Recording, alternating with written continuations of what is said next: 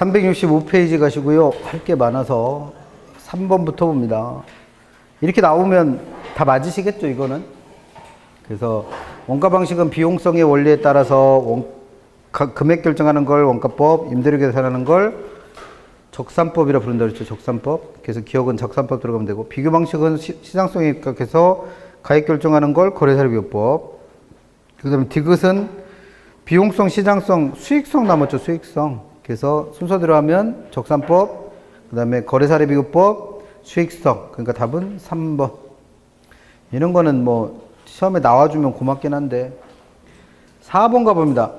4번을 풀 줄 아시면 4번이 뭐 다른 거 안 보고 그냥 내가 이걸 자연스럽게 풀 수 있다 그러면 감정평가 3방식의 전체적인 흐름을 잡고 계신 거예요. 그래서 그것 때문에 풀어보는 건데, 다음은 각 시상가액과 시산임대료를 계산하기 위한 식. 그러면 적산가액은 어떻게 구한다고 그랬어요? 제조단가에서 감가 누계액을 빼면 되죠. 그 다음에 두 번째 거는 조금 이따 보시고, 세 번째 있는 비중가액은 거래 사례 가격에다가 보정치 곱하는 거잖아요. 그럼 그 보정치가 지금 보니까 사정보정치 있고 시점수정치 있고 개별요인 비교치 있고 면적 비교치 있으니까 뭐 하나 빠졌어요? 지역요인 비교치가 빠졌죠.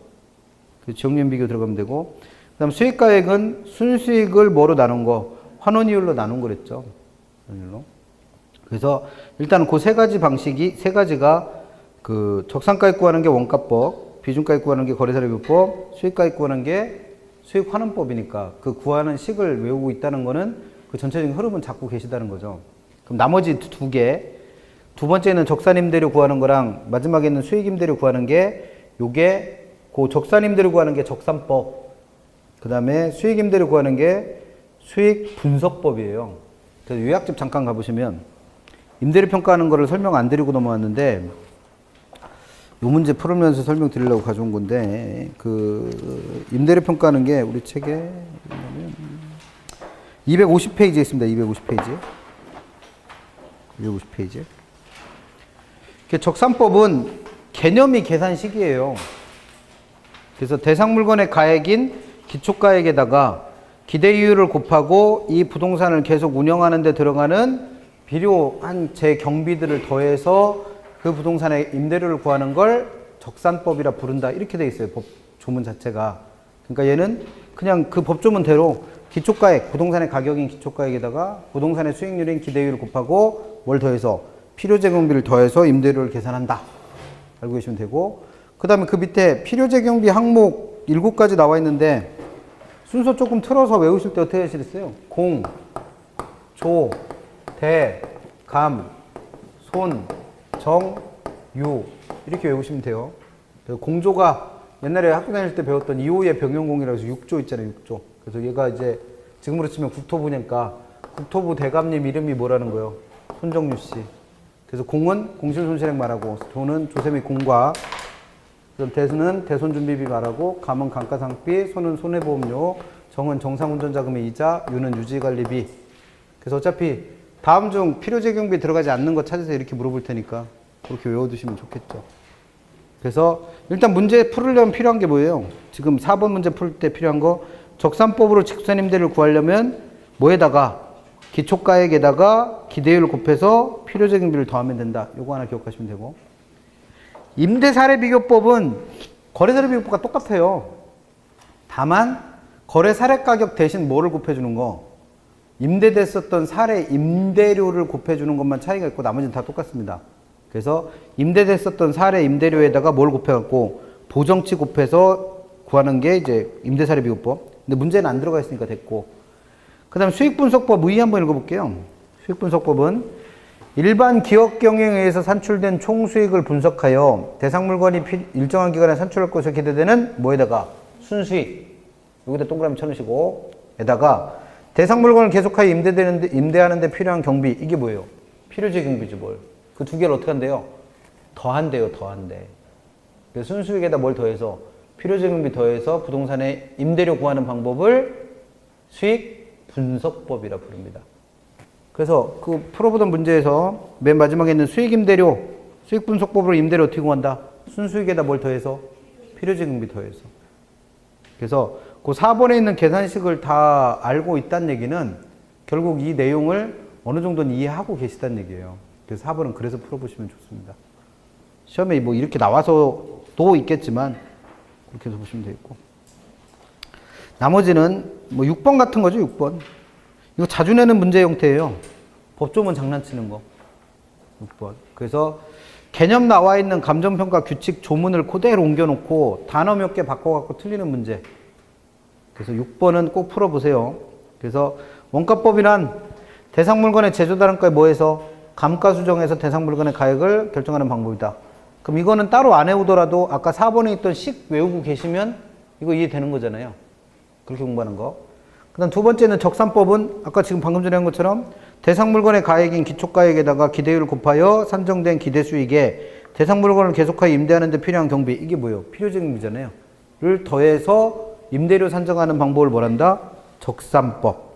그러면 이것도 이 조문을 다 외우실 필요 없이 아까 4번에 있었던 식 외우면은 이해되는 문장이고. 그 다음 3번. 거래사례비교법이란 대상 물건과 가치 형성률이 같거나 비슷한 물건에 뭘 찾아서 거래 사례. 그럼 부동산이 두 개 있으니까 그 두 개를 어떻게 해서 비교해서 누구에 맞게? 대상 물건의 현황에 맞게 사정 보정도 하고 시점 수정도 하고 가치 형성 요인을 비교해서 대상 물건의 가액을 결정하는 걸 거래사례비교법. 4번 수익 환원법. 대상 물건이 산출할 것으로 기대되는 순수익이나 미래 현금 흐름. 그래서 순수익에다 동그라미 치시자고 그랬죠. 을 어떻게 했대요? 환원하거나 할인하여. 그래서 환원에다 동그라미 치자고 그랬죠. 그래서 이름을 뭐라 붙였어요? 수익 환원법. 그러니까 다 외울 수는 없으니까 이 조문을 그런 단어들만 찾아내실 수 있으면 돼요. 5번 수익 분석법이란 임대산업 경영에 의하여 산출된 총수익을 분석하여 대상 물건이 일정한 기간에 산출할 것으로 기대되는 순수익. 여기다 아까 동그라미 쳤었죠. 읽으면서. 에다가 대상 물건을 계속 임대하는 데 필요한 경비를 더하여. 그럼 이 대상 물건을 계속하여 임대에 필요한 경비가 필요적 경비였죠. 이걸 더해서 임대료 산정하는 방법을 뭐라 불렀어요? 수익 분석법이라 불렀어요. 그럼 이렇게 치면 이게 맞는 지문 같죠? 근데 아까 읽어본 수익 분석법의 개념하고 지금 써있는 수익 분석법의 개념이 뭐가 다른 거예요? 여기서는 지금 임대 산업 경영이라고 되어 있잖아요. 아까 읽을 때는 일반 산업 경영이라고 되어 있어. 이렇게 내는 또라이는 별로 없습니다. 실제 시험에서는 이렇게까지는 안 낼 거예요. 문제집을 쓰신 분은 공부하라는 뜻에서 이렇게 쓴 거고 실제 시험에서 이렇게까지 치사하게 되진 않을 거예요. 제정신이면. 일반 산업 경영인지 임대 산업 경영인지 뭐가 중요해 이게. 중요한 건 뭐예요? 아까 계산하는 식에 들어갔던 일정한 값들 있잖아요. 그거 갖고 장난치는 게 일반적이에요. 그러니까 이렇게까지 이상하게 되진 않을 겁니다. 그래서 어쨌든 그래서 문제 내는 형태가 이거예요. 그래서 각 조문들에 나와 있는 그 개념들을 정확하게 외우고 있는가 물어보는 거. 근데 그걸 똑같이 외우려고 드시지 마시고 아까 얘기했던 뭐 4번에서 있었던 계산식을 알고 있으면 그걸 가지고 용어들 찾아낼 수 있죠. 그래서 답은 5번이 틀렸는데 H3 문제. 그 다음에 7번 가셔서 여기서부터 이제 원가법에 대한 얘기죠. 원가법. 그래서 원가법, 7번은 원가법의 개념에 대한 얘기고 8번부터는 이제 제조단가에 대한 얘기죠. 제조단가. 그 다음에 9번은 그 제조단가의 종류 물어본 거고. 종류. 그럼 8번 하나 풀어볼게요. 제조단가에 대해서. 제조단가의 개념과 성격을 나타낸 다음 설명 중 가장 거리가 먼 걸 찾으세요. 1번 제조단가의 개념. 현존하는 물건을 어느 시점에서? 기준 시점에서. 이거 장난치면 신축 당시에서 이렇게 해서 장난칠 수 있어요. 그래서 항상 기준 시점이라는 거 주시하시고 원시적으로 재생산 혹은 재취득하는 걸 상정한 경우에 필요한 원가 총액을 제조단가 부른다. 개념 제대로 돼 있죠? 그 다음에 2번 제조단가는 당해의 부동산의 신규 취득을 상정하여 비용면에서 산정한 금액이기 때문에 대상 부동산의 시상가액. 그럼 여기서는 시상가액이 누구예요? 원가법이니까 적상가액이겠죠. 적상가액. 그럼 제조단가가 곧 적상가액이다? 는 아니었잖아요. 왜? 감가 수정을 해야지 적상가액 되니까. 그래서 제조단가가 그 시상가액, 즉 적상가액을 의미하는 건 아니라고 그랬고. 3번 제조단가는 단순한 사실로서 존재하는 비용 원가의 적산이어서는 안 되고 효용 및 최유용의 원칙에 입각한 시장 원리에 합치된 것이어야 된다. 뭐 당연한 얘기 써놓은 것 같고. 4번 제조단가는 저가 부동산의 경우보다 대체성이 많아 시장성이 높은 고가 부동산의 경우에 더 타당하다. 시장성이 높으면 이걸 뭐하러 원가 계산하고 있어요. 그래서 아까 왜 다시 만들어낼 수 있는 물건들 중에서 거래 사례가 많은 자동차나 아파트와 같은 물건은 거래사례 비교법으로 평가했잖아요. 그 이유가 시장성이 있는 물건은 굳이 원가 계산 안 해도 돼요. 그래서 얘는 설명이 거꾸로 되어 있는 거죠. 그래서 제조자랑가는 시장성이 적고 저가 부동산일 때 훨씬 더 타당하게 써먹을 수 있습니다. 그래서 4번이 틀렸고 5번 제조자랑가의 산정에 있어서 오래된 건물의 경우에는 정확도가 낮고 신뢰도가 떨어지기 때문에 감가 수정에 있어서도 경제적 감가 추산이 더욱 어려워질 수 있다. 만들어진 지 오래됐으면 제조자랑가 산정하기도 쉽지 않죠. 그거 설명한 얘기예요. 그래서 8번은 개념 설명한 거고 제일 중요한 단어는 뭐다? 기준 시점. 기준 시점. 9번은 종류. 대체 원가와 복제 원가에 대한 설명입니다. 가장 타당한 것. 대체 원가, 그거 읽지 말고 뒤에 거부터 읽었네. 기준 시점 현재 대상 물건과 기능과 효용 면에서 동일성을 갖는 부동산을 새로 만들어서 대체하는 데 소요되는 원가가 뭐였어요? 대체 원가. 그럼 1번은 맞았네. 2번. 건설 공법이나 자재 등의 변천에 따라 대상 부동산의 제조단가를 구하는 것이 곤란할 때. 왜 그런 거예요? 오래돼서. 그럼 오래돼서 똑같은 금액 산정하기 어려울 때는 뭐 한다? 복제 원가가 아니라 대체 원가. 3번. 기준 시점 현재 대상 부동산과 동일하거나 유사한 자재를 이용해서 똑같이 다시 만드는 데 들어가는 물리적 측면의 원가는 복제 원가 또는 복조 원가. 4번. 이론적 측면에서 설득력이 있으며 기능과 효용 면에서 동일성을 갖는 부동산을 대체하므로 기능적 감가를 안 해도 되는 건 대체 원가. 5번. 실무상으로 더 정확한 가격을 구할 수 있으며 기능적 감가도 해야 되는 건 복제 원가. 그럼 1번을 제외하고는 다 뭐가 바뀐 거예요? 대체 원가와 복제 원가의 위치가 바뀌었습니다. 물어볼 만한 문제고. 한 페이지 넘기셔서 11번, 10번이나 11번이나 어차피 똑같은 내용인데 11번 풀면서 내용 보시면 되죠. 뭐. 다음 자료를 활용하여 A 건물의 제곱미터당 제조단가를 구해보래요. 일단 A 건물은 5년 전에 준공된 5층짜리 건물인데 대지 면적은 400제곱미터, 연면적은 1000제곱미터. 이걸 왜 준 거겠어요? 제곱미터당 금액 구하랬잖아요. 그러면 전체 면적으로 나눠야 되는데 대지 면적하고 연면적 나와 있는데 대지 면적은 포함한다 안 한다? 할 필요 없죠. 왜? 건물의 제조단가 구하려면 건물에. 그러면 연면적인 얼마로? 1000으로 나누면 돼요. 그래서 준공 당시에 공사비를 보니까 직접 공사비 나와 있고 간접 공사비 나와 있고 수급인의 이윤 나와 있죠. 이 세 개를 합한 걸 뭐라 불렀고? 표준적인 건설비. 그래서 어떻게 구한다고 그랬어요? 제조단가. 표준적 건설비에다 통상부대 비용 더한다고 그랬고 이 표준적 건설비 속에는 직접 공사비, 간접 공사비, 수급인의 이윤 포함되니까 이 세 개를 더하면 표준적 건설비가 되는 거고 여기서 뭐는 안 나와 있으니까 통상부대 비용은 안 나와 있잖아요. 그럼 얘는 0. 그럼 요거 계산해 보면 다 더한 얼마? 이게 얼마야? 4억 3천? 4억 3천. 그러면 4억 3천이 언제 금액이에요? 5년 전. 그럼 그 5년 전의 금액을 언제 돈으로 바꿔야 되니까 기준 시점. 왜 또 현재냐? 기준 시점이라고 그러니까. 기준 시점으로 바꾸면 이게 시점 수정한 거잖아요. 그럼 시점 수정을 하려 보니까 뭐 나와 있어요? 건축비 지수 값이 나와 있죠. 그럼 지수법 이용하시면 되겠네. 그럼 얘는 제조단가 구할 때 어떻게 구하시면 되겠다. 제조단가 구할 때 시점 수정만 하면 되잖아요. 그래서 4억 3천 구한 거에다가 지수 곱하면 되니까 항상 밑으로 가는 게 누구? 사례. 위에가 대상. 그럼 사례가 뭐예요? 건축 당시 5년 전 100. 기준이 얼마? 122. 이게 되는 거죠. 그럼 이건 전체 면적에 대한 제조단가 나올 거네요. 그럼 이거 얼마로 나눠야? 1000으로 나눠야. 그래서 뭐 계산기 두드려 보시면 되죠. 뭐. 그래서 계산기 하실 때 얼마? 4억 3천. 근데 공 3개 빼면 되잖아요. 여기서. 4억 3천에서. 곱하기 얼마? 1.2. 어차피 숫자만 찾아내시면 되니까. 얼마 나오겠죠. 뭐. 그래서 계산하시면 됩니다. 아, 1.2가 아니네? 1.2를 하셔야겠네. 120이니까. 그거 계산한 걸 1000으로 나누시면 되니까. 얼마 나와요, 이거? 5002, 이거 숫자가 왜 이러냐, 이거. 524 어쩌고 이렇게밖에 안 나올 것 같은데. 답은 2번입니다. 그래서 여기까지가 제조단가에 대한 문제고, 물어볼 건 두 가지랬죠? 개념 아니면 구하셔라. 그 다음에 12번부터는 이제 감가 수정에 대한 얘기인데, 이거는 12번은 기출됐었던 문제예요. 그래서 감가 수정의 방법 5가지 어떻게 해오신다? 그거는 환원 이율 계산하는 방법이고, 얘는 내, 관, 군, 시, 임.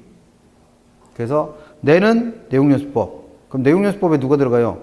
5번에는 정률법 들어가잖아요.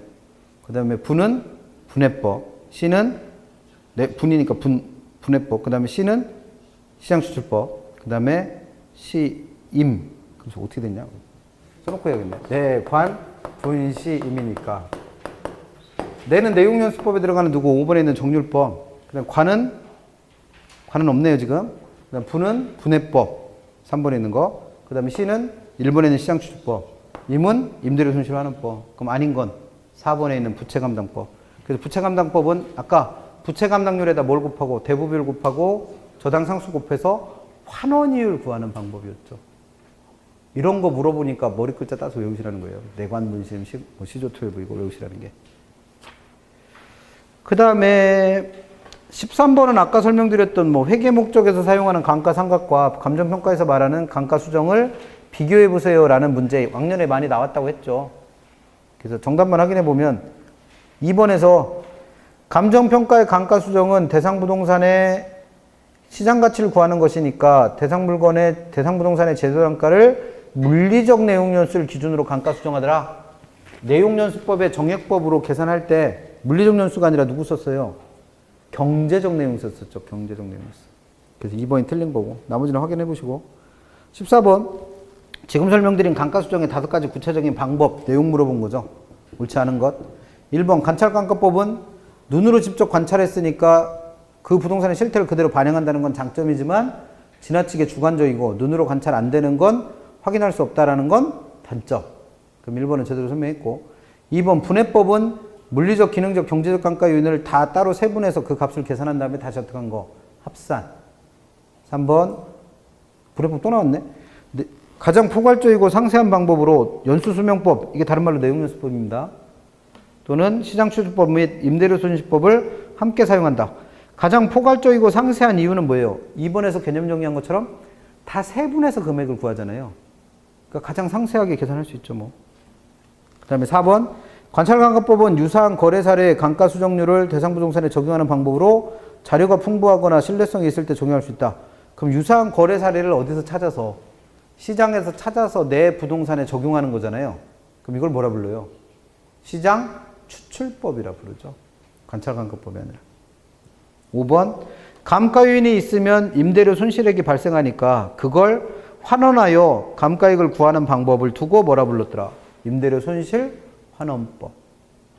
그래서 개념 설명한 문제고 틀린 건 4번. 15번은 그 감가수정의 방법 중에 내용연수법에 또 3가지가 있었잖아요. 정액법, 정률법, 상환기금법. 그거 구별하는 문제. 그래서 1번 정액법은 대상부동산의 감가 형태가 매년 일정 율씩 일정 율이면 뭐라고 그랬어요? 정율이라고 그랬겠지. 정율. 그래서 1번은 틀렸고 그래서 일정률이 아니라 뭐예요? 일정액식. 그래서 이 일정액은 어떻게 구해요? 총 감가액을 경제적 내용연수로 평분 나눠서 매년의 감가액을 구했던 게 정액법이죠. 그럼 뒤에 설명은 다 맞았고 뭐만 틀린 거예요? 일정률이 아니라 뭐예요? 일정액. 2번 정률법은 대상부동산의 가치가 매년 일정한 비율로 감가된다고 가정하죠. 그럼 여기까지 맞았고 매년 증가하는 미상각 잔액의 일정한 상각률을 곱하여 매년의 감가액을 구하는 방법이다. 그러면 미상각 잔액은 뭐예요? 감가되고 남은 돈이잖아요. 그럼 감가된 부분이 있으니까 이건 늘어나는 게 아니라 줄어들겠죠. 그러면 미상각 잔액은 증가하는 게 아니라 어떻게 돼요? 감소해요, 감소. 그러니까 이 금액이 매년 어떻게 된다? 조금씩 줄어든다 그랬죠. 비율은 똑같지만 금액은 감소한다. 그래서 2번은 틀린 데가 증가하느냐 아니라 감소하는. 3번 정률법은 매년 말 상각후 잔존 가격에 대해 정률을 곱하여 감가액을 구하는 방법이기 때문에 그러면 지금 2번 얘기가 3번에서 설명한 거잖아요. 남아있는 가치 미상각 잔액 또는 상각후 잔존 가치는 얘는 일정한 금액씩 줄어든다고 그랬잖아요. 그럼 거기다가 뭘 곱해서 일정률을 곱해서 상각액을 구하니까 얘는 증가하는 게 아니라 어떻게 된다? 감소한다 그랬죠. 감소. 2, 3번이 똑같은 문제네요. 4번 상환기금법 나오면 무조건 뭘 떠올리셔라? 복리계산된 이자액을 포함해서 감가액을 계산하는 거. 그럼 4번은 맞았죠. 기출지문. 5번 상환기금법은 복리이율에 의한 축적이자. 그럼 이게 아까 축적이율이라는 거 있었잖아요. 다른 데에 재투자하는 거니까. 그래서 그 축적이율이 발생한다고 보므로 상가액은 정액법의 경우보다 더 어떻게 된다? 작아지죠. 왜? 이자 금액만큼은 따로 감가액 구하지 않아도 되니까. 그래서 빠져나가는 돈이 적으니까 남아있는 부동산의 가치는 정액법보다 훨씬 더 어떻게 되겠어요? 커지겠죠. 생각을 해보세요. 상식적으로. 적상가액 어떻게 구해요? 제조단가에서 뭘 빼래매? 감가상가격을 빼래매요.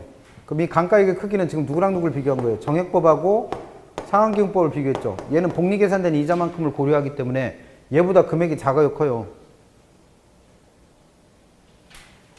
지금 읽어본 거 상환기금법은 감가액을 계산할 때 뭘 고려해서 재투자에서 나온 이자만큼을 고려해서 구한다며요. 그럼 둘 중에 누가 더 작냐고. 아니, 이 감가액은 누가 더 작아요? 얘가 더 작아요. 그러면 작은 금액을 빼는 애가 빼고 남은 돈은 더 어떻게 되겠어요? 커지겠지. 이 구조니까. 그럼 다시 읽어봐요. 5번. 5번에서 상환계금법은 복리이율에 의한 축적이자가 발생한다고 보기 때문에 감가상가액, 상가액은 정액법보다 더 어떻다고 그랬어요? 작다고 그랬잖아요. 이자만큼은 감가액을 계산 안 해도 되니까. 그럼 빼야 되는 돈이 적은 거죠. 그럼 남아있는 돈은 더 커져야 작아져? 커지지. 그래서 두 군데 틀렸어요, 지금. 그래서 상가액은 더 어떻고, 작고, 적상가액은 더 커지고. 그 다음에 17번에 가셔서 감가 요인 구별하는 거 하시자고 그랬죠? 그래서 경제적 감가, 기능적 감가, 물리적 감가 구별하실 때 이 문제에서 뭘 물었어요? 경제적 감가 요인 물었어요. 경제적 감가. 그럼 어떤 거 찾으시면 돼요? 주변 환경이 안 좋아져서 생기는 감가 요인들. 그러면 1번 기억에 있는 자연적 작용으로 인한 노후화는 낡은 거잖아요. 그럼 뭐로 분류해요? 물리적 감가. 니은에 있는 시장성의 감퇴는 주변 환경이 안 좋아진 거잖아요. 경제적 감가. 그럼 기억은 안 들어가야 되고 니은은 들어가는 거 찾으면 되죠. 그럼 답은 무조건 2번밖에 없고. 디귿 건물과 부지의 부적응은 부동산을 구성하는 요소끼리 안 맞는 거죠. 얘는 뭐 기능적. 형식의 구식화도 기능적. 설비의 부족도 기능적. 인근 지역이 쇠퇴된 건 주변 지역이 안 좋아진 거잖아요. 경제적 감가. 대상 부동산의 주변 환경과의 부적합도 주변 환경과 잘 안 어울리는 거잖아요. 경제적 감가. 그럼 사용으로 인한 마멸이나 파손은 낡고 부셔지고 망가진 거니까 물리적 감가. 구별하실 수 있어야 된다, 이게. 그럼 여기까지는 다 감가 수정의 내용 내지는 개념 물어본 문제들이고 19번에 있는 적상가액 구해라는 계산 문제 내겠죠, 계산 문제. 19번 하나 풀어봐요. 제일 쉬운 문제니까. 적상가액을 구하랍니다.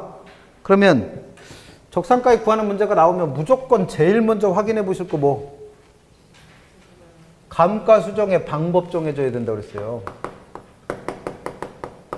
적상가액을 구하세요. 이런 문제가 나오면 제일 먼저 확인해 보실 게 뭐라고요? 감가 수정의 방법. 왜? 5가지나 있기 때문에 그 중에 어떤 방법이 주어지느냐에 따라서 금액이 다 달라질 거 아니에요. 이걸 제일 먼저 확인하셔야 돼.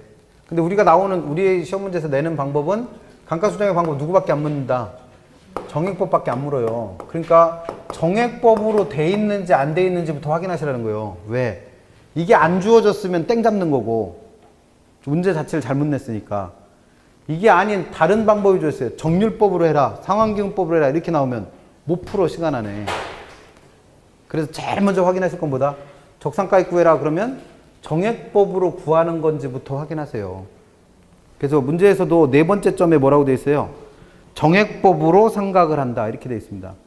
정액법 아닌 건 못 풀어요. 내지도 않지만 못 풀어, 시간 안에.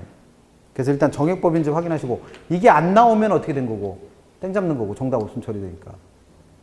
그럼 일단 그거부터 확인하시고 그 다음에 구하는 방법은 외워두자고 그랬죠. 정액법으로 구하려면 일단 매년 금액이 똑같다고 그랬으니까 매년 감가액은 어떻게 구하더라? 매년 감가액은 총 감가된 금액을 뭐로 나누셔라? 경제적 내용 요소로 나누시랬고 이때 총 감가된 금액은 어떻게 구한다? 제조단가에서 잔존가치 뺀다 그랬죠. 그럼 그렇게 구해진 매년 감가액에다 뭘 곱해주면 경과한 연수를 곱해주면 이게 뭐라고 그랬고 요게 이거. 요게 감가 두 계획이고. 그 감가 두 계획 구한 거를 어디서 빼면, 제조단가에서 빼면, 이게 뭐다? 적산가액이다.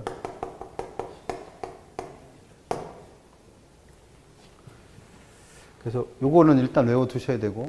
그럼 이 식에 들어가는 값이 네 가지가 있죠. 제조단가, 잔존가치, 경제력 내용수, 경관연수. 그래서 그 네 가지 값을 최대한 빨리 알아내서 그 값을 찾아내는 게 이 문제의 포인트라고 그랬죠. 그럼 일단 제조단가는 어떻게 주어졌어요? 제곱미터당 금액이 100만 원이고 총 면적이 1000제곱미터라고 주어졌죠. 이런 걸 뭐라 부르는지 모르셔도 상관없어. 단위 비교법이라 부르는데 구할 줄만 아시면 되잖아요. 어떻게 구하시면 돼요? 제곱미터당 금액이 100만 원이니까 그 100만 원에다가 뭘 곱하시면 돼요? 전체 면적 1000. 그럼 얼마 나와? 10억 나오네요. 그럼 제조단가 바로 구할 수 있잖아요. 그 다음에 경제적 내용연수가 몇 년이라고? 10년이라고 아예 줬어요. 땡 잡은 거예요. 경제적 내용연수 10년이라고 줬고. 몇 년 됐대요? 2년 됐대요. 경관연수 2년 준 거예요. 그럼 땡 잡은 거지 뭐 그냥 줬는데 뭘. 그 다음에 잔존가치 구하려고 하니까 잔존가치가 어떻다고? 없다고 아예 줬어요. 없다고. 잔존가치 어떻게 구한다? 제조단가에다가 잔가율 곱하라고 그랬잖아요. 근데 얘가 그것도 부족해서 아예 없다라고 줬어. 얼마나 땡큐해. 그럼 이 네 가지 값 바로 알아낼 수 있죠. 그래서 쉬운 문제라는 거예요. 그 다음에 어떻게 하시면 돼? 대입해서 푸는 거. 그래서 제조단가 얼마? 10억. 잔존가치 0. 경쟁연수 10년. 거기다 얼마를 곱하면 몇 년 된 거랬으니까 2년 곱하면 되죠. 뭐 2년. 그러면 10억에 10년씩, 그러니까 1년에 1억씩 감가되네요. 그럼 2년 감가됐으니까 총 감가된 금액은 얼마? 2억.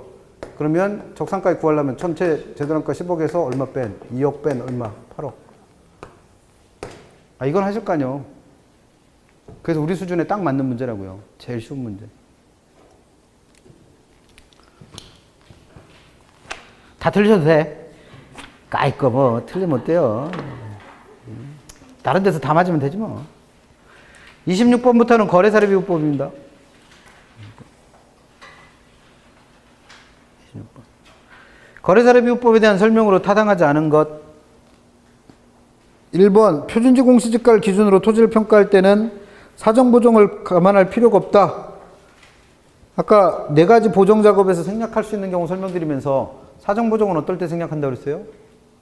이미 이 부동산의 가치가 뭐일 때? 시장 가치. 어떤 경우? 표준지를 사례자료로 찾았을 때. 그럼 그거 설명해 놓은 거예요. 1번은. 그래서 사정 보정을 감안할 필요가 없을 때는 표준지 공시지가를 기준으로 했을 때. 근데 그렇다 하더라도 뭐는 해야 돼요? 시점 수정이나 지역 요인 비교 또는 개별 요인 비교와 같은 보정은 해야 되겠죠. 2번. 거래사를 유사지역에서 선택했다. 그럼 유사지역의 개념이 뭐예요? 그 부동산에 속해 있는 건 아닌데 지역 특성이 비슷한 동네. 그럼 지역 특성이 똑같진 않으니까 지역 분석 당연히 해야 되고 지역 요인 비교도 당연히 해야 되죠. 그래서 2번도 맞는 표현. 3번 시점 수정의 개념. 기준 시점의 거래 사례 가격을 거래 시점으로 수정하는 작업이다? 뭔가 좀 아다리가 안 맞죠? 거래 사례 가격은 언제 거래된 금액이에요? 거래 시점에서. 그럼 거래 시점에서의 뭐를? 거래 사례 가격을 어느 시점으로? 기준 시점으로 바꾸는 거랬어요. 그래서 얘는 누구랑 바뀌었다? 기준 시점과 거래 시점의 위치가 바뀌었어요. 그래서 얘를 생략할 수 있을 때는 거래 시점과 기준 시점의 구간이 짧다. 그 다음 시장 상황에 변동이 없다. 그럴 때는 시점 수정을 생략할 수도 있다고 그랬죠. 그럼 뒤에 생략하는 경우는 제대로 설명했는데 개념에서 뭐와 뭐가 바뀐 거예요? 거래 시점과 기준 시점이 바뀌었어요. 4번 거래대금 지불 방법이 특수한 금융조건이나 금융수단과 결부된 경우 그 요인이 대상 부동산 가치에 영향을 미쳤다면 당연히 그것도 설명을 해줘야 될 테고. 5번 거래 사례를 대상 부동산에 속한 인근 지역에서 찾았다. 그럼 뭐는 안 해도 돼요? 지역 요인 비교는 안 해도 된다고 그랬죠. 그래도 뭐는 해야 돼요? 지역 분석은 해야 돼요. 그래서 얘는 지금 그 네 가지 보정 작업의 개념 내지는 생략할 수 있을 때를 묻고 있는 거죠. 이런 거 물어본다고 했고. 그 다음에 나오는 문제 뭐예요? 그냥 구하라는 거죠. 뭐 구해라. 구해라. 그래서 문제도 다른 거 없어요. 그냥 구해라가 다예요. 구해라. 29번 하나 풀어봅니다. 29번. 그럼 29번부터 문제 풀다 보니까 무슨 이상한 말이 하나 붙었죠. 상승식. 그 다음에 쭉 거시다 보면은 나머지는 다 상속식으로 구하다가 어디서더라? 네? 그래서 어디 갔어? 총화식 쓰지도 않으실 거면서 왜 이걸 써놨지? 총화식 문제가 없나요? 총화식이라고 되어 있는 거 없어요? 총화식. 없나 배? 그냥 풀어볼게요. 그래서 총화식이 하나 있을 텐데 어디에? 제가 못 찾는 건가? 한번 풀어볼게요, 그냥. 다음 자료를 이용하여 상승식으로 비중가액을 구하세요. 그럼 우리가 배운 게 상승식이에요. 어떻게 한 거? 보정치 따로따로 구해서 100분의 얼마 곱하고 100분의 얼마 곱하고 100분의 얼마 곱하고 이게 상승식이고, 총화식은 뭐냐면 각각의 보정치들의 값을 다 합한 거예요. 분모는 분모끼리 합하고 분자는 분자끼리 합해서 구하면 이걸 총화식. 따로따로 곱해주면 상승식. 그럼 상승식을 써놨다는 얘기는 총화식 문제도 하나 있다는 얘기인데 안 보이네. 일단 해볼게요. 29번. 다음 자료를 이용하여 상승식으로 뭘 구하세요? 비중가액 구하래요. 비중가액. 비중가액을 어떻게 구하신다고 배웠다? 거래사례 가격에다가 보정치만 곱하면 되죠. 그래서 뭐부터 찾아내셔라? 거래사례가액 얼마? 메뉴에 써있잖아요. 거래사례가격 얼마? 왜 9억에 10억이라고 써있는데? 29번 풀고 있잖아요, 지금. 거래사례가격 얼마?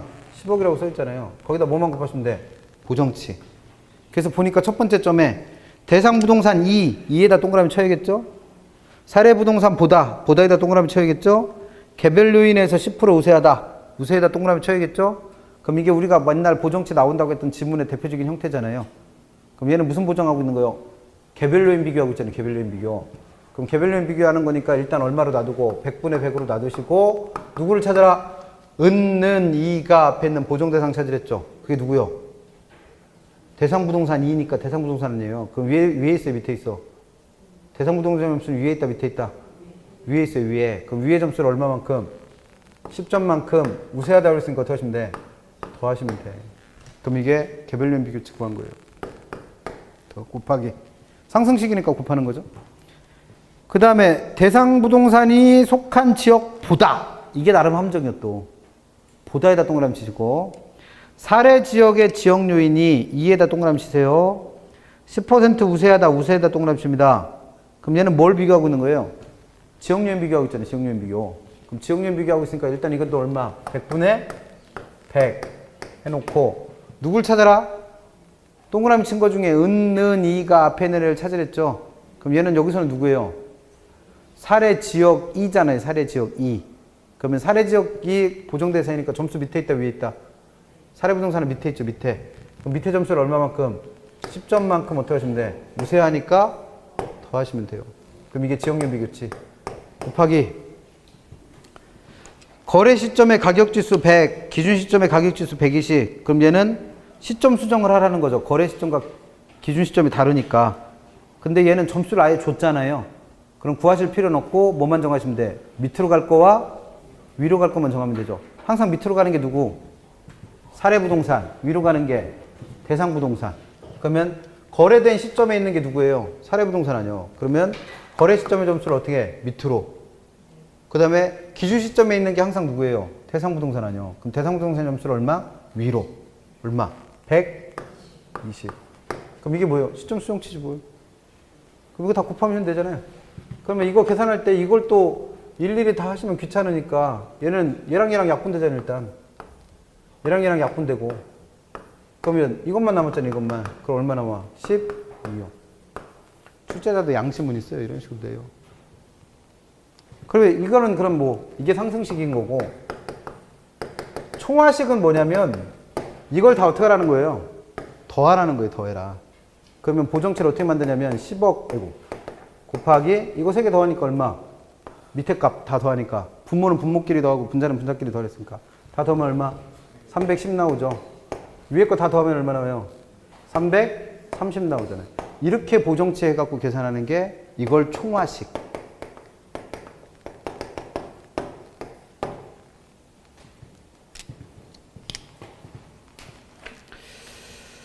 그 다음에 뭐 계속 비슷한 얘기 하고 있으니까 뭐 똑같은 문제죠. 뭐 32번 하나 풀어볼게요. 32번. 대상 토지가 속해 있는 인근지역을 조사한 결과 최근 10년 동안 매년 10%씩 동일한 비율로 지가가 상승해 왔음을 알 수 있다. 그럼 이 10%가 뭘 준 거예요? 지가 상승률을 준 거죠. 쉽게 말하면 변동률을 준 거예요. 변동률.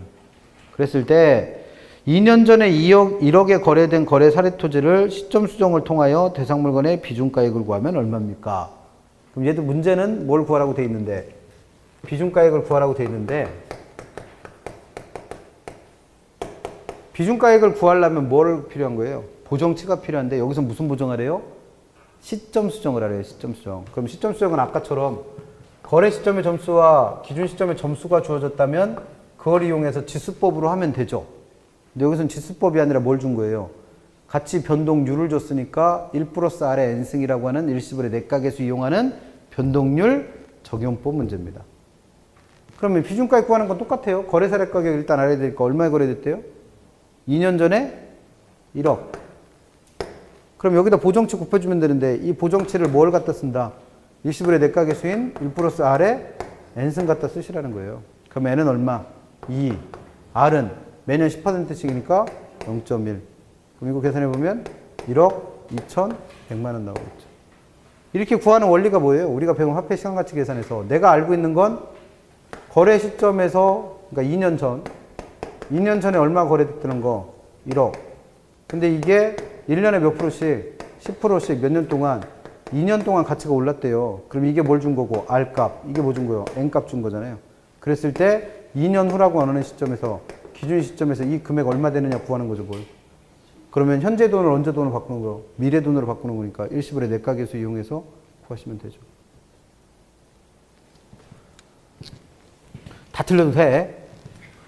다 틀려도 돼요. 뭐 어때? 뭐 틀리면 어때? 뭘 까이거. 35번은 이게 이제 아마 이게 실제 기출문제에서는 총화식으로 나왔던 문제였던 것 같은데 아닌가? 상승식으로 구하면 밑에가 항상 누구라고요? 사례부동산. 위에가 항상 누구예요? 대상부동산.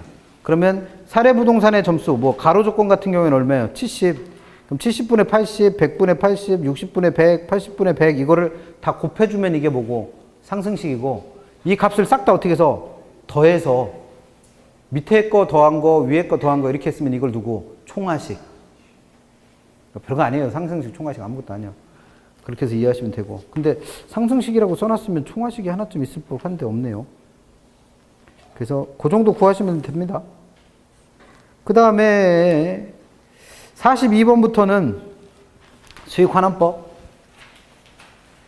42번부터는 수익환원법. 42번, 43번, 아니 42번은 실제로 나왔던 거고 43번은 그걸 좀 베껴서 내신 문제인데 환원이율을 구하는 방법 그러면 어떻게 배우시면 돼요? 시, 조, 투, 엘, 부. 그 C는 시장추출법, 그 다음에 조는 조성법, 그 다음에 투는 투자개로법, L은 에르두법, 그 다음에 부는 부채관원법. 해당 안 되는 건 5번에 있는 연금법. 연금법은 어디 나왔던 거예요? 그 밑에 있는 환원 방법이었죠. 환원 방법. 그 다음에 44번 봅니다. 다음은 수익환원법에 대한 내용이다. 가장 거리가 먼 것. 1번은 개념. 대상 물건이 장래 산출할 것으로 기대되는 순수익. 순수익에다 동그라미 치시고 이나 미래 현금 흐름을 환원하거나 할인하여 환원에다 동그라미 치시고 그럼 수익이란 말 들어갔고 환원이란 말 들어갔죠. 그렇게 해서 부동산의 가액을 결정하는 방법을 뭐란다? 수익환원법. 1번은 맞았고 2번 수익 방식 중에서 부동산 가액을 구하는 방법이죠. 임대용 부동산 구할 때는 뭘 이용해요?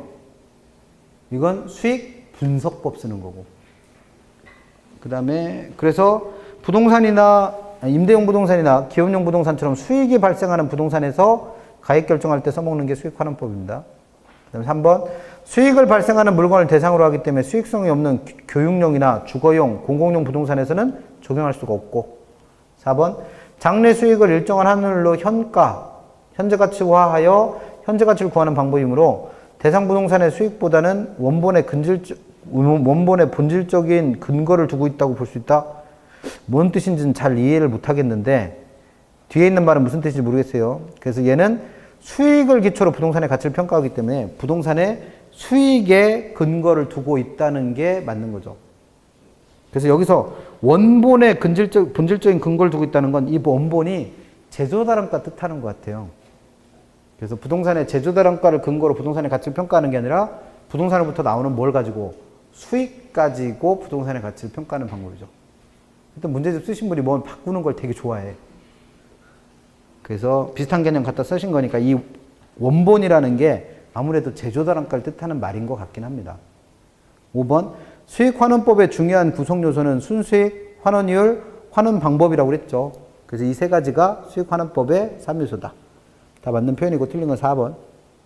개념 물어본 거죠. 나머지는 됐고요. 47번 하나 풀어볼게요. 기출문제니까요. 47번. 다음 가로 안에 순차적으로 들어갈 내용으로 묶인 것. 첫 번째 점에 있는 부채감당법은 환원이율을 구하는 방법이었죠. C조2L 부. 걔가 부채감당법이에요. 그럼 얘는 뭘 구하는데? 환원이율을 구하는데 뭘 가지고? 부채감당률 갖고 구하는 거잖아요. 그러면 부채감당률 나와 있고 대부분 나와 있고 마지막에 들어갈 건 저당상수. 그 다음에 조성법도 C조 할 때 그 조성법이잖아요. 그럼 얘는 요구수익률 갖고 환원이율 구하는 거랬잖아요. 그럼 무위험률에다 뭘 더해주시면 돼? 순수이율에다가 위험률. 위험할증률 더하시면 되죠. 그래서 처음에 들어갈 건 누구? 저당상수. 두 번째 들어갈 건 위험률 또는 위험할증률이 들어가면 됩니다. 48번 환원율을 구하는 방법에 대한 설명으로 가장 거리가 먼 것. C조2L 할 때 그 에르드법이죠. 그럼 에르드법은 지분 투자자 입장에서 세 가지를 수익으로 본다고 그랬어요. 그럼 그 세 가지가 뭐였어요? 보유기간 동안의 현금 수지. 그 다음에 내가 은행에다 상환하는 원리금 중에서 내 돈이 되는 원금 상환분. 그 다음에 부동산을 처분했을 때 가치 상승분. 이 세 가지를 고려해서 환원율을 구하는 게 뭐다? 에르드법이다. 그럼 이게 맞는 지문인 것 같잖아요. 근데 이 문제에서는 뭐가 포인트냐면 아까 그 환원 방법 설명할 때 얼핏 얘기는 했는데 이 에르드법을 다른 말로 저당지분 환원법이라 불러요. 그래서 저당지분 환원법 말고 또 누구도 있었다. 할인연금수지 분석법도 있다고 그랬죠. 그럼 이 두 가지는 자본을 회수할 때 매각해서 재매도를 해서 환원율을 구한다고 그랬잖아요. 그 자본 회수를 한다고 그랬죠. 그래서 둘의 차이는 세정값 가지고 판단하는 게 저당지분 환원법, 세후값 가지고 하는 게 할인연금수지 분석법이라고 그랬어요. 그거 물어본 문제예요. 그러니까 얘는 어디가 틀린 거예요? 다른 거 다 맞았는데 지분 투자자 입장에서 세후 현금 수지를 중심으로 하는 게 아니라 세전이에요. 이렇게까지 내면 답 없어. 어떻게 해요, 이거? 그래서 1번은 그래서 틀린 거고. 2번 부채감당법은 얘는 아까 부채감당률 이용해서 환원이율을 구한다고 그랬잖아요. 그래서 거기 들어가는 값들인 부채감당률이나 또는 저당상수나 또는 대부 비율이 다 돈을 빌려준 대출자 입장의 수익률이나 대출자 입장에서 비율이에요. 그래서 얘는 지나치게 누구 입장에서? 대출자 입장에서 환원이율을 구한다는 게 문제점. 그래서 2번도 맞는 표현이고. 3번 조성법은 가장 일반적인 국공채 수익률과 같은 뭐에다가 무위험률인 순수이율에다가 그 위험에 대한 대가인 뭐 위험할증률 또는 위험률을 더해서 환원이율을 구하는 방법을 조성법 또는 요소구성법 개념 제대로 설명했고. 4번 신청추출법은 대상부동산과 유사한 부동산의 환원이율을 가지고 내 부동산의 환원이율을 구하는 거고. 물리적 투자결합법은 누구랑 누구랑 결합된 거예요? 토지와 건물. 근데 이 두 개의 수익률이 서로 어떻다? 다르고 분리될 수 있다라고 했을 때 이 두 개의 환원율을 구하는 방법이었고. 그 다음에 금융적 투자결합법은 내 돈하고 남의 돈이 결합돼서 내 돈의 수익률과 남의 돈의 수익률이 서로 어떨 때 다를 때 환원율을 구했던 게 금융적 투자결합법. 그래서 얘는 내용 물어본 문제인데 1번은 너무 오버하셨어. 이렇게까지 내면 다 틀리란 얘기예요, 그냥. 그래서 그렇게 해서 봐두시고.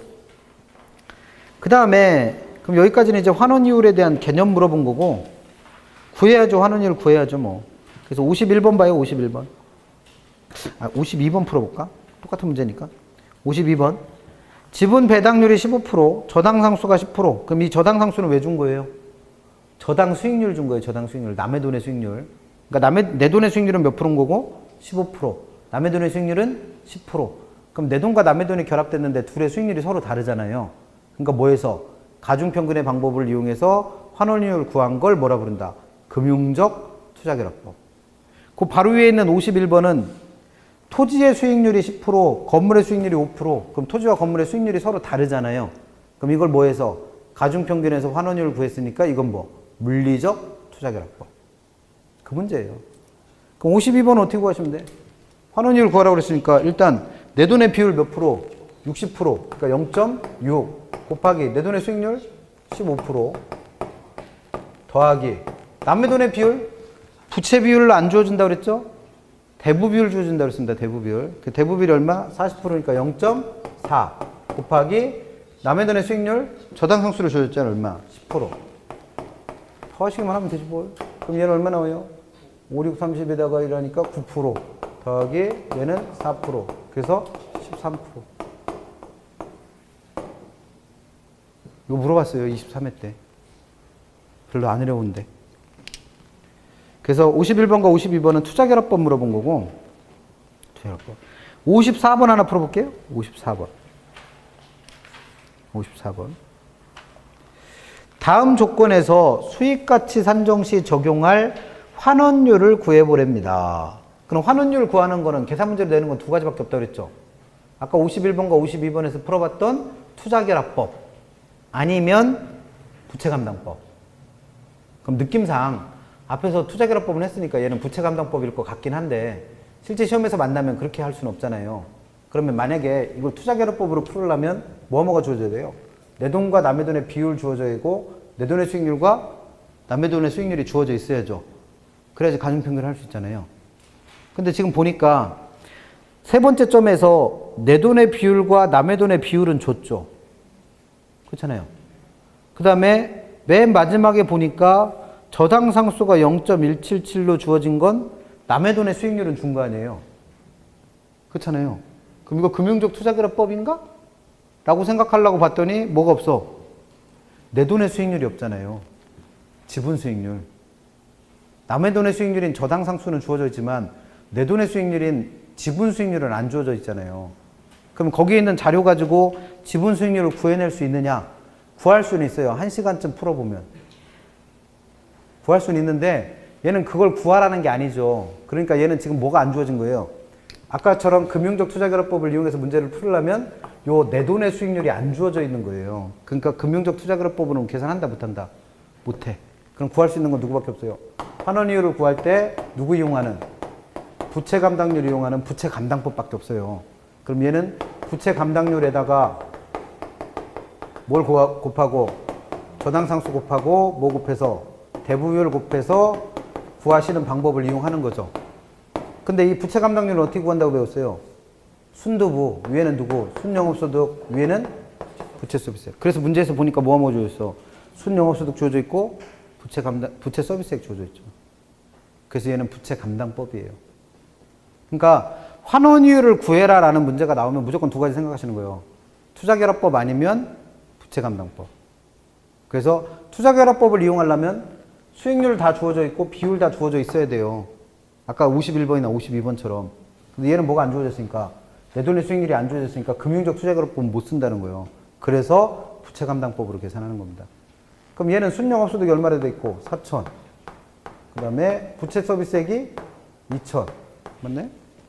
2천. 2억이에요? 공 8개 해야지 2억인데? 7개 같은데? 그러면 얘는 어쨌든 2 나오잖아, 2. 거기다 저당상수 얼마? 0.177. 에다가 대부비율 얼마? 주어졌잖아요, 얼마? 40%니까 0.4. 그러면 이거 곱하면 얼마 나오겠죠, 뭐. 그래서 답은 아마 기억에 0.1416 나오나? 답은 1번일 거예요. 기출문제입니다. 23에 나왔다. 그러니까 환원이율을 구해라라는 문제가 나오면 무조건 두 가지 생각하세요. 부채감당법 아니면 투자결합법. 근데 투자결합법을 이용하려면 수익률 두 개 다 주어져 있어야 되고 비율 다 주어져 있어야 되니까 그게 주어져 있는지 확인을 해보고 안 주어져 있는 게 있으면 누구로 간다? 부채감당법 가시면 됩니다. 그래서 56번 마지막으로 이제 환원율 다 구하고 해서 수익가액 구하래요. 수익가액. 그럼 수익가액은 아까 어떻게 한다고 그랬어요? 순수익을 환원율로 나눠주면 되는 뜻이죠. 근데 여기서 순수익은 누굴 갖다 쓴다? 순영업소득. 그럼 순영업소득인 얼마를? 2천만 원을 환원율인 0.1로 나눠주시면 될 거 아니에요. 그럼 얘는 얼마? 2억. 제일 쉬운 문제. 이거보다 더 쉽게 나올 수는 없고. 그 다음에 57번은 순수익 구하라는 거니까 됐고, 순수익 구하는 건 됐고, 탈락. 그럼 뭐 하나 구해볼까요? 58번 하나 풀어볼까요? 58번. 다음 자료를 이용하여 복합부동산의 수익가액을 좀 구해보세요. 그러면 좀 문제가 복잡한데, 근데 이렇게까지 사실 시험 문제 잘 안 나오긴 하는데 혹시나 하니까 풀어봐요. 수익가액을 어떻게 구한다? 부동산에서 발생한 순수익을 뭐로? 환원이율로 나누면 되죠. 근데 이 순수익은 뭐라고 그랬습니까? 순영업소득이라며요. 그럼 일단 순영업소득을 구해내야죠. 문제에서. 왜? 순영업소득이 안 주어졌으니까. 그러면 지금 연간 가능 총소득부터 나왔잖아요. 그럼 연간 가능 총소득 1,500만 원에서 뭘 빼고, 공실손실액 빼고, 그 다음에 기타 소득 더하고, 그렇게 구해진 유효총소득에서 뭘 빼면, 영업경비를 빼고 나면 그게 순영업소득 되죠. 그러면 순영업소득 얼마? 1,500만 원에서 100만 원 빼고 400만 원 빼면 되니까 1,000만 원 나오잖아요. 1,000만 원. 그래서 순영업소득은 1,000만 원이에요. 그러니까 일단 이거 구하라는 거고. 그 다음에 환원율 구해야 되는데 환원율은 두 가지 구했죠. 그 부동산의 수익률인 자본 수익률과 그 다음 뭐? 자본 회수율. 자본 회수율. 그럼 지금 자본 수익률은 10%로 주어졌죠. 그럼 이게 이 부동산의 수익률 아니에요. 자본 수익률. 그 다음에 그 부동산의 잔존 내용연수가 주어져 있어요. 그럼 이건 내용연수 이용해서 자본 회수율 구하는 게 딱 하나 있었죠. 누구? 정액법. 정액법. 그래서 얘는 정액법을 이용해서 구하는 겁니다. 근데 문제가 뭐냐면 지금 이게 참 문제가 좀 애매한데 뭐냐면 지금 이게 지금 복합부동산이잖아요. 복합부동산. 그래서 문제를 중간에 보다 보니까 토지 가격과 건물 가격의 비율이 나와 있고 건물의 잔존 연수만 나와 있어요. 그러면 지금 얘는 복합부동산이니까 누구랑 토지랑 건물이랑 결합된 부동산이라고 보고 문제를 풀으라는 겁니다. 그럼 일단 비율은 줬죠. 그럼 환원율을 구할 때 이렇게 복합부동산의 경우 토지와 건물이 결합되어 있는 부동산일 때 환원율을 구하는 건 누구예요? 물리적 투자결합법이죠. 물리적 투자결합법. 그럼 물리적 투자결합법을 이용하려면 토지의 비율에다가 토지의 수익률을 곱해주고 건물의 비율에다가 건물의 수익률을 곱해서 더해가지고 환원율을 구해야죠. 그럼 요거까지 구했으니까 환원율만 구해서 여기다 더하시면 되죠. 이 문제예요, 지금. 그럼 일단 토지의 비율은 주어졌죠. 얼마? 30%니까 0.3. 건물의 비율도 주어졌죠. 얼마? 0.7. 그러면 토지의 환원율과 건물의 환원율만 알면 돼요. 수익률만 알면 됩니다. 수익률. 그러면 토지의 경우에는 지금 자본 수익률이 10%라고 주어졌는데 이 수익률 10%가 둘 다 똑같다고 본 거예요. 토지나 건물이나 똑같다. 근데 토지는 자본회수를 별도로 해요, 안 해요? 안 한다고 그랬잖아요. 직접법이니까. 그럼 얘는 자본회수율이 따로 더해질 필요가 없으니까 얘는 환원율. 아까 환원율은 어떻게 구한다고 했습니까? 자본 수익률에다가 뭘 더해서? 자본 회수율을 더해서 구한다 그랬는데 토지에는 자본 회수를 안 하니까 얘가 0 된 거잖아요. 그러면 토지의 환원율은 얼마로 구할 수 있다? 10%. 10%. 근데 건물은 자본 회수를 해야 되잖아요. 그래서 그 자본 회수하는 방법으로 뭘 준 거예요? 거기 나와 있는 잔존 내용연수를 줬어요. 그럼 내용연수분의 1을 자본 회수율로 갖다 쓰는 누구 같다라는 거예요? 정액법 갖고 구하라는 거예요. 정액법. 그러니까 직선법. 그러면 직선법으로 자본 회수율을 구하려면 경제적 내용연수분의 1이니까 자본 수익률 얼마에다가 10%에다가 자본 회수율은 얼마? 50분의 1. 이게 자본 회수율이 되니까. 50분의 1이면 몇 프로 나오는 거예요? 2% 나오나요? 2%? 이렇게. 그래서 토지의 수익률하고 건물의 수익률이 서로 어떤 거예요? 다른 거잖아요. 그럼 계산해 보면 얘는 3% 나오고 더하기 얘는 0.7 곱하기 1.2인가? 이렇게 되니까 27에 14 그 다음에 17은 7이니까 8.4% 나오네? 8.4. 그러면 이 전체 환원율 계산하면 얼마 나온다? 11.4%가 나오는 거죠. 그래서 이거로 나누면 얼마 나오겠죠? 뭐.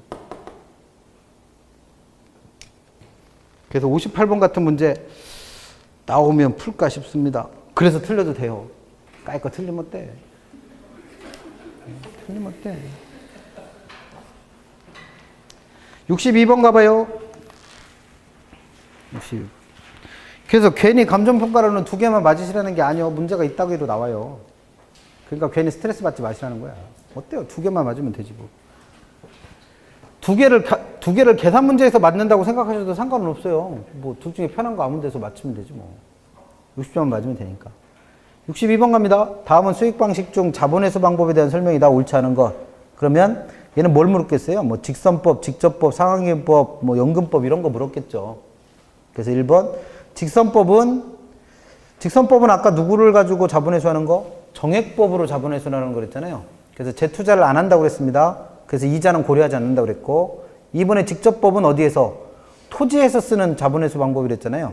그래서 대지나 농지 등에 사용하기 때문에 감가상각을 고려하는 상환기금법이나 연금법 오타있네. 연급법이 아니라 연금법. 직선법에 비해서 그 수익가액은 낮게 평가된다. 그러면 방금 전에도 문제 풀었지만 아까 직선법 같은 경우에는 이렇게 지금처럼 경제적 내용수분의 1이라는 자본회수율이 고려되죠. 그렇잖아요. 그럼 환원이율이 만약에 이게 비율 생각하지 마시고 아까처럼 자본 수익률은 똑같고 자본회수율이 만약에 지금 물어본 건 직접법이잖아요. 직접법은 방금처럼 자본회수율이 얼마예요? 0. 그리고 얘는 직선법이니까 경제적 내용수분의 1이 포함이 되죠. 그럼 환원이율은 얘가 더 큰 거 아니에요? 그렇잖아요. 근데 이 환원이율로 뭐를 하셔야 돼? 수익을 나눠야 될 거 아니에요? 수익을 나누어. 그러면 이 크기가 수익가액이 커지려면 이 값은 큰 게 좋은 거예요? 작은 게 좋은 거예요? 작은 게 좋아야죠. 그럼 직선법은 감가상각액을 따로 고려를 않기 때문에 부동산의 가치는 어떻게 되는 거예요? 더 높아져. 아니 똑같이 1000만 원을 10으로 나눴을 때랑 12로 나눴을 때 누가 값은 더 커져요? 10으로 나눴을 때가 더 커지잖아요. 왜? 자본회수를 따로 고려를 안 하니까. 그래서 자본회수를 고려하지 않는 누구는 직접법은 자본회수를 고려하는 다른 방법에 비해서 수익가액은 훨씬 더 어떻다? 높습니다. 생각을 해보세요. 감가상각이 안 되는 자산하고 감가되는 자산하고 가치는 누가 더 크겠어? 감가상각 안 되는 게 훨씬 가치는 크죠. 없어지는 물건 아니니까. 에라 물었어. 뭐 틀리면 어때? 3번 상환기금법은 자본회수분을 재투자하는 걸 가정한다고 그랬죠? 근데 이건 어디다 재투자한다고 그랬어요? 상환기금법은 광산 같은 거니까 다시 그 부동산에 재투자하지 못하고 보다 안전한 곳에다 재투자하는 걸 가정한다고 그랬죠? 그 수익률을 축적이율. 그래서 3번에 재투자율은 누가 된다? 축적이율. 그 다음에 5번 가봐요. 5번. 연금법도 연급 아닌데 연금인데 왜 자꾸 연금법이라고 써놔서. 연금법은 자본회수분을 재투자하는데 어디다 재투자하는 거예요? 그 부동산에 다시 재투자해요. 그래서 자본수익률 구하나 자본회수율 구하나 똑같은 환원율, 똑같은 수익률로 그 값을 구할 수 있다라고 했죠. 그래서 수익률 하나만 있으면 구한다고 그랬던 게 그 얘기예요. 그래서 4번 상환기금법과 연금법 아니고 연금법은 둘 다 뭘 고려한다? 재투자를 고려해요. 재투자. 그래서 재투자를 고려하지 않는 누구 아까 1번의 직선법은 재투자를 고려하지 않으므로 매기간 순영업소득은 감소한다. 그러면 상환기금법에서는 재투자하니까 수익이 다 똑같이 나올 거 아니에요. 근데 누구는 아까 직선법은 재투자를 고려하지 않는다니까 수익이 점점 어떻게 되고 있어? 줄어들겠죠. 가치가 떨어지는 만큼. 그 얘기 써놓은 겁니다. 틀린 건 몇 번이고? 2번. 그래서 아까처럼 계산 문제 내기도 하지만 이와 같이 내용 물어보는 것들도 있으니까 연금법과 상환기금법이 어떻게 다른가 기억하고 계시면 되겠죠. 여기까지가 수익환원법. 나머지 이제 402페이지부터 있는 건 법조문 얘기인데 1번은 아까 요약집에다가 감정평가에 순서 써놓은 거 있다고 그랬죠. 기출문제 있다고 그래갖고 그 기출문제 그대로 옮겨놓은 거예요. 그래서 감정평가의 순서 잘 봐두시고 그 다음에 4번부터는 아까 외우시자고 했던 물건별 평가 방법 있잖아요. 물건별 평가 방법. 그래서 얘가 뭐 원가법으로 평가해야 되느냐 또는 뭐 거래사례비용법으로 평가해야 되느냐 아니면 뭐 수익환원법으로 평가해야 되느냐 그 문제입니다. 그래서 4번 하나 풀어볼게요. 4번에서 다음은 물건별 감정평가 방법에 대한 설명이다. 가장 옳은 것. 1번. 건물은 무슨 방법으로 평가해요? 다시 만들어낼 수 있는 거니까 원가법이죠. 예외는 규정 바뀌면서 다 삭제됐습니다. 그러니까 예외가 없어요. 모든 게. 그래서 아까 왜 요약집에 예외라고 하는 거 다 지우라고 했잖아요. 예외 규정이 다 없어졌어요. 그러니까 무조건 건물은 뭐로 평가하는 게 원칙이다? 원가법으로 평가하는 게 원칙이다. 그럼 일단 원칙이 틀렸죠. 2번. 토지와 건물을 일괄하여 평가할 때는 뭐로 한다? 거래사례 비교법으로 평가합니다. 그럼 여기까지 맞는데 이때 건물가액과 토지가액을 구분해서 표시할 수 있겠죠. 가치가 다르니까. 그래서 2번은 틀렸습니다. 3번. 산림을 평가할 때는 산림은 토지와 나무가 섞여 있는 거잖아요. 그러니까 이 두 개를 하나로 묶어서 무슨 평가한다? 일괄평가입니다. 근데 인목은 나무니까 뭐로 하고 얘는 나무니까 원래는 거래사례 비교법으로 평가하는데 소경목님은 나무가 자란 지 얼마 안 된 팔아먹을 목적으로 심어놓은 나무. 그럼 얘는 만들 때 이 나무를 심는 데 들어간 비용 산정할 수 있잖아요. 그래서 뭐로 평가한다? 원가법 평가합니다. 원가법. 그 다음에 3번은 그래서 틀렸고 4번 감정평가업자는 과손을 평가할 때 과손은 하나로 묶어서 뭐로 평가한다? 거래사례 비교법으로 평가해요.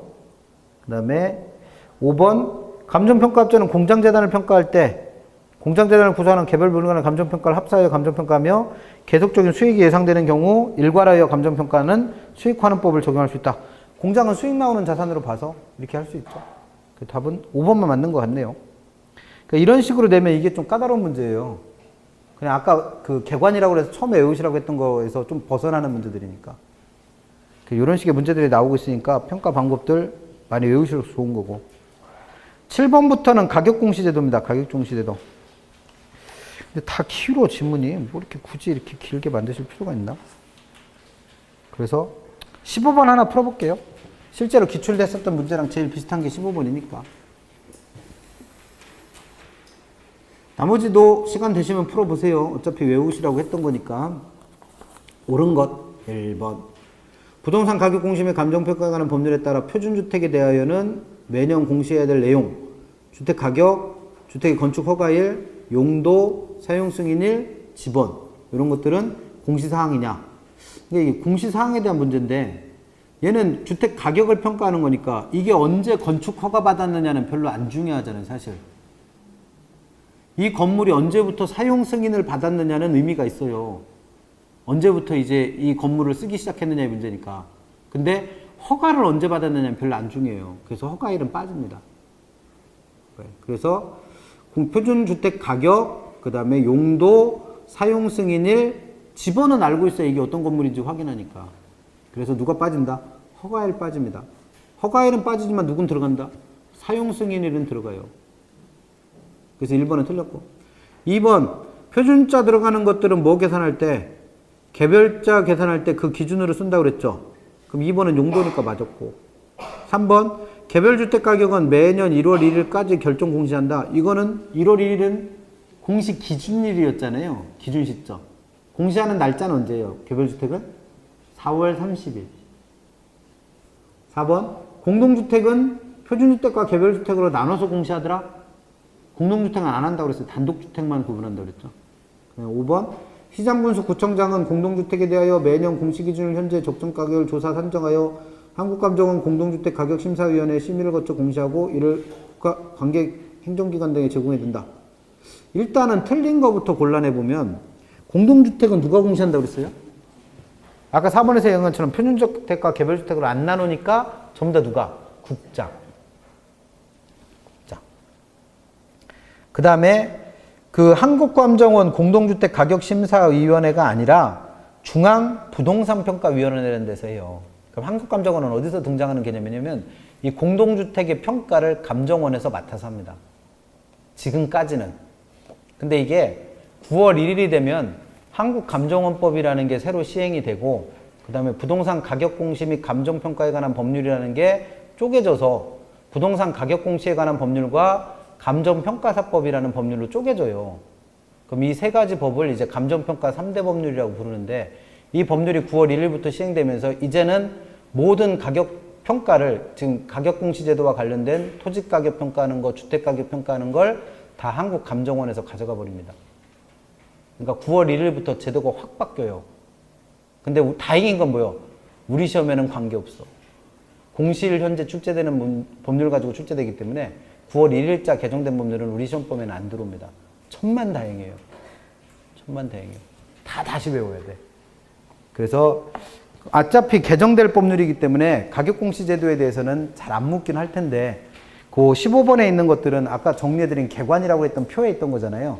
그거는 자주 물어봐요. 그러니까 요거는 기억해 두시고 나머지 뭐 표준주택이나 표준지를 누가 공시주체냐 이제 이런 건 안 물어볼 거예요. 왜냐면 9월 1일 날 바뀌니까.